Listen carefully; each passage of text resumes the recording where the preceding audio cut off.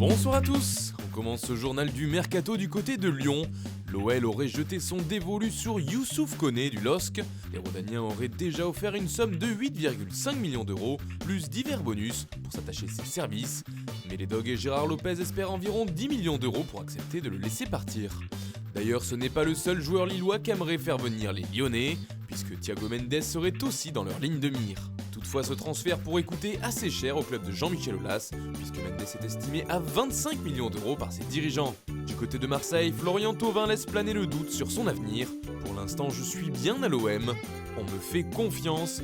Peut-être que le club voudra me vendre, peut-être que j'aurai envie de partir, je ne sais pas pour le moment, a-t-il affirmé. Et si son avenir ne s'écrit pas au Vélodrome, il pourrait s'écrire en Italie.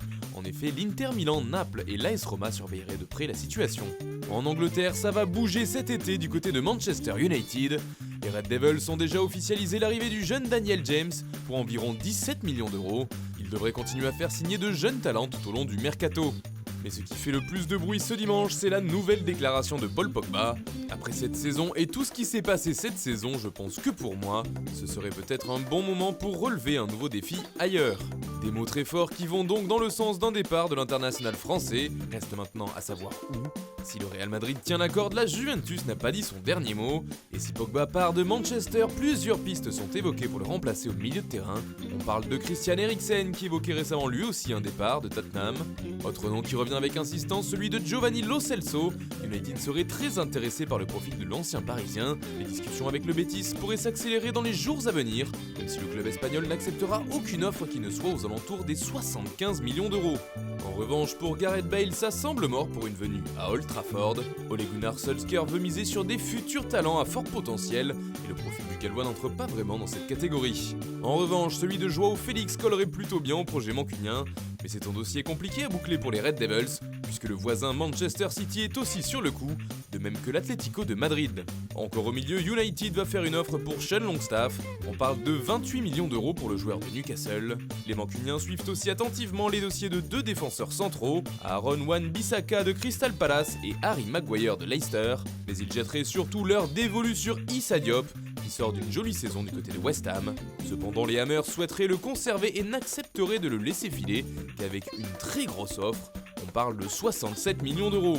Côté gardien, Manchester pisterait plusieurs profils en cas de départ de David De Gea. Keylor Navas notamment a été évoqué même si aucune offre n'a été faite au Real. Récemment on parlait aussi de Jan Oblak qui pourrait partir de l'Atlético après les départs de nombreux cas de Colchoneros. Enfin, United veut se séparer d'Alexis Sanchez, dont le passage à Manchester est considéré comme un énorme échec.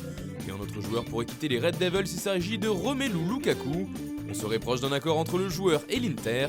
De son côté, le club lombard espère un geste des Mancuniens pour accepter un transfert à prix raisonnable. Sinon, l'Inter pourrait proposer un prêt avec option d'achat. Encore en Angleterre, Arsenal veut se débarrasser de Mesut Ozil, mais ça pourrait s'avérer plus difficile que prévu.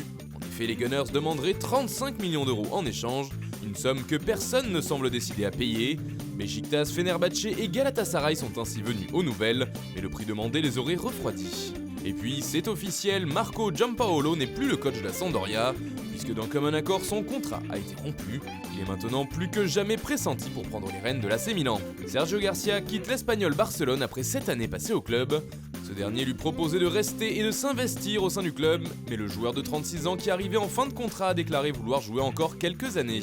Le gardien international malien Mamadou Samassa, qui évolue à 3 jusqu'à la fin de saison, vient de trouver un nouveau club. Il s'est engagé pour 2 ans avec Sivasspor. Enfin, Maurizio Sarri quitte le club de Chelsea, la nouvelle est officielle.